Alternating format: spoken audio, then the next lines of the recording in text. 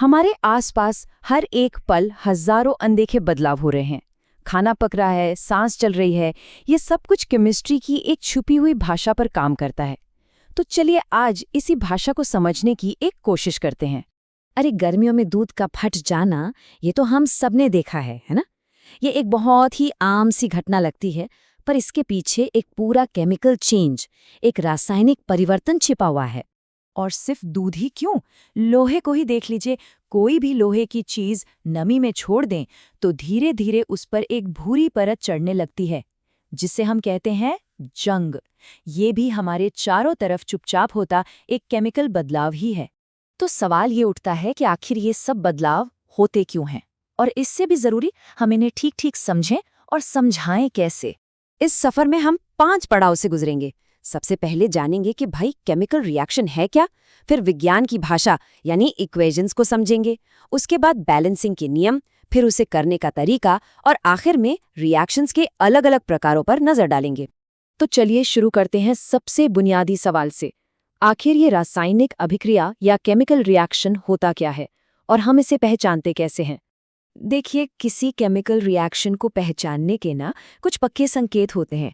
जैसे या तो चीज़ की अवस्था बदल जाएगी, या उसका रंग बदल जाएगा, या फिर उसमें से कोई गैस निकलेगी, या तापमान में कोई बदलाव आएगा।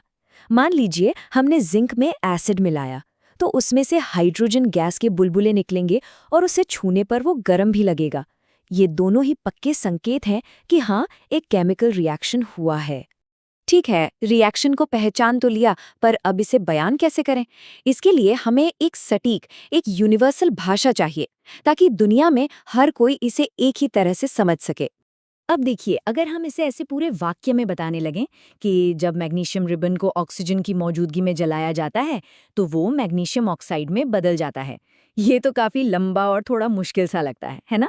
तो इसे आसान बनाने का एक तरीका है वर्ड इक्वेशन। यहाँ बाईं तरफ वो चीजें हैं जो रिएक्शन में हिस्सा ले रही हैं, जिन्हें हम अभिकारक या रिएक्टेंट्स कहते हैं, और दाईं तरफ वो नई चीज है जो बन रही है, यानी उत्पाद या प्रोडक्ट। ये पहले से कहीं ज्यादा साफ और सीधा है। लेकिन इससे भी एक बेहतर, एक ज्यादा पावरफुल तरीका है, और वो है केमिकल इक्वेशन। यहाँ हम शब्दों की जगह सीधे केमिकल फॉर्मूलों का इस्तेमाल करते हैं। ये छोटा है, सटीक है, और पूरी दुनिया के साइंटिस्ट इसे एक नज़र में समझ जाते हैं। असल में यही है केमिस्ट्री की असली भाषा। अच्छा, अब जब हम ये इक्वेशंस लिखते हैं ना, तो एक बहुत बहुत ज़रूरी नियम है जिसका हमें ध्यान रखना ही पड़ता है। ये कुछ इस यूनिवर्स का हिसाब किताब रखने जैसा है। और ये नियम है द्रव्यमान संरक्षण का नियम, या law of conservation of mass. इसका सीधा सा मतलब है कि किसी भी केमिकल रिएक्शन में न तो कोई चीज बनती है और ना ही खत्म होती है। मतलब रिएक्शन से पहले का कुल वजन और रिएक्शन के बाद का कुल वजन हमेशा बराबर होता है। एटम बस अपनी जगह बदलते हैं, गायब नहीं हो जाते। तो चलिए इस इक्वेशन को देखते हैं। क्या ये उस नियम को मान रहा है? फिलहाल इसे हम ढांचा समीकरण कहते हैं। चलिए जरा इसकी जांच पड़ताल करते हैं।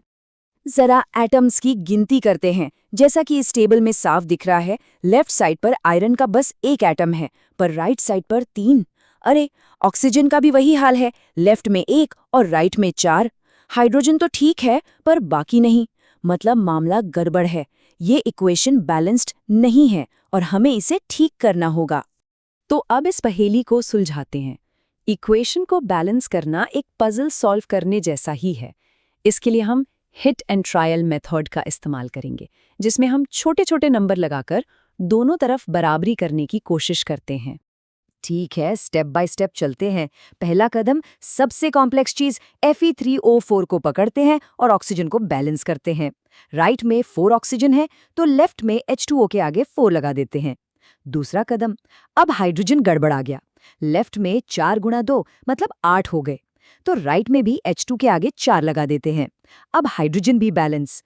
तीसरा और आखिरी कदम, बचा सिर्फ आयरन। राइट में 3 है, तो लेफ्ट में Fe के आगे भी 3 लगा देते हैं। हो गया। और ये देखिए, हमारी इक्वेशन अब पूरी तरह से बैलेंस्ड है। अब दोनों तरफ हर एलिमेंट के एटम्स की गिनती बराबर है। ये दिखाता है कि कोई भी एटम ना तो बना है, ना ही खत्म हुआ है।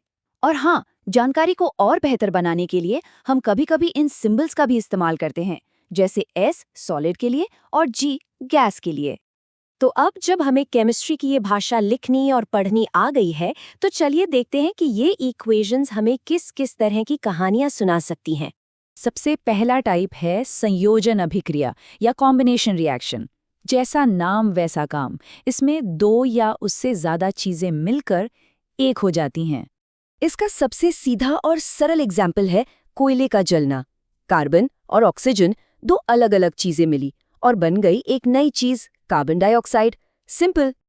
अब कॉम्बिनेशन का ठीक उल्टा, वियोजन अभिक्रिया या डीकॉम्पोजिशन रिएक्शन। इसमें एक अकेली चीज टूटकर दो या ज्यादा छोटी छोटी चीजों में बढ़ जाती है। और हाँ, इस काम के लिए अक्सर बाहर से एनर्जी देनी पड़ती है, गर्मी, लाइट या बिजली के रूप में। जैसे चूना पत्थर यानी कैल्शियम कार्बोनेट को जब गर्म करते हैं ना, तो वो कैल्शियम ऑक्साइड और कार्बन डाइऑक्साइड में टूट जाता है। सीमेंट इंडस्ट्री में ये रिएक्शन बहुत काम आता है। तीसरा टाइप है विस्थापन अभिक्रिया या डिस्प्लेसमेंट रिएक्शन। इसे ऐसे समझिए कि एक ज्यादा रिएक्टिव, ज्यादा ताकतवर एलिमेंट आता है और कमजोर वाले को उसकी जगह से हटाकर खुद बैठ जाता है। चल भाई, अब मेरी बारी। इसका एक क्लासिक एक्सपेरिमेंट है। कॉपर सल्फेट के नीले सॉल्यूशन में एक लोहे की कील डाल दीजिए। थोड़ी ही देर में आप देखेंगे कि सॉल्यूशन का नीला रंग हल्का हो गया है। ऐसा क्यों हुआ? क्योंकि ज्यादा रिएक्टिव लोहे ने कॉपर को उसकी जगह से डिस्प्लेस कर दिया। ये एक ऐसा बदलाव है जिसे हम अपनी आंखों से होते हुए देख सकते हैं। तो जरा सोचिए, अगर एक छोटा सा फॉर्मूला लोहे पर जंग लगने जैसी आम चीज से लेकर पेड़ों के खाना बनाने यानी फोटोसिंथेसिस जैसी जटिल प्रक्रिया तक को समझा सकता है, तो केमिस्ट्री की जबरदस्त भाषा से हम और कितने बड़े बड़े राज खोल सकते हैं और क्या क्या समझ सकते हैं।